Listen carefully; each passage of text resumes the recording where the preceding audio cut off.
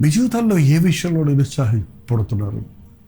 డబ్బుల విషయాల్లో కూడా మనం చాలాసార్లు కృంగిపోతూ ఉంటాం. రావాల్సిన డబ్బు రానప్పుడు, ఇవ్వవలసిన వాళ్ళు ఇవ్వకుండా మోసం చేసినప్పుడు, అప్పులు ఎక్కువైపోయి తీర్చలేని పరిస్థితులు ఏర్పడుతున్నప్పుడు ఏంటంటే సడన్గా మనకు ఒక ఆధారంగా ఉన్నటువంటి రాబడి ఆగిపోయినప్పుడు ఇంకెలా అని కంగారు పడతాం ఏంటండి. కానీ ఒకటి గుర్తుపెట్టుకోండి, యెహోవా ఈరే.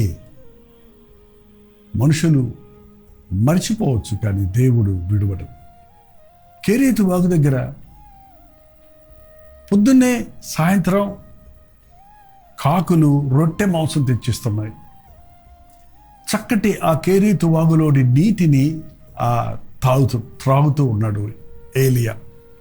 ఒకరోజు నీళ్ళు ఆగిపోయినాయి. ఏంటి నీళ్ళు ఆగిపోయినాయి, అయ్యో నేను ఎట్టా బతకాలి అని బాధపడుతుంటే కాకులు రాలా. అయిపోయింది, నేను ఇక్కడ చచ్చిపోతాను అనుకోని డిప్రెషన్లోకి వెళ్ళిపోయి ఉంటాడండి.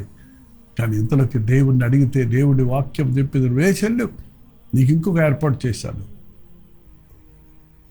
వాగులు ఎండిపోవచ్చు, నీకు ఆహారం ఇచ్చే కాకులు నిలిచిపోవచ్చు, కానీ దేవుడు నిన్ను మరువని దేవుడు, నిన్ను విడువని దేవుడు. ఒక తలుపు మూస్తే మరొక తలుపు తెరుస్తాడు. ఏదో అయిపోయింది అని ఒక నష్టం కలిగినప్పుడు కృంగిపోక, నా దేవుడు మరేదో చేయబోతున్నాడు అని ఆయన యందు నిరీక్షణ ఉంచండి.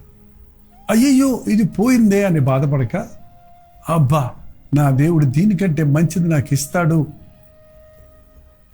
అని విశ్వసించండి. కృంగుదల వదిలిపెట్టి నిరీక్షణ కలిగి జీవించండి. ఆధ్యాత్మికంగా బలపడతారు. అపవాదికి చోటు ఇవ్వకుండా జయ జీవితాన్ని జీవించగలుగుతారు.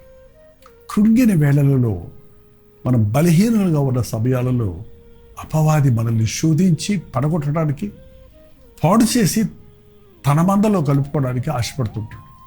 అందుకే మెలకువగా ఉండి ప్రార్థించండి.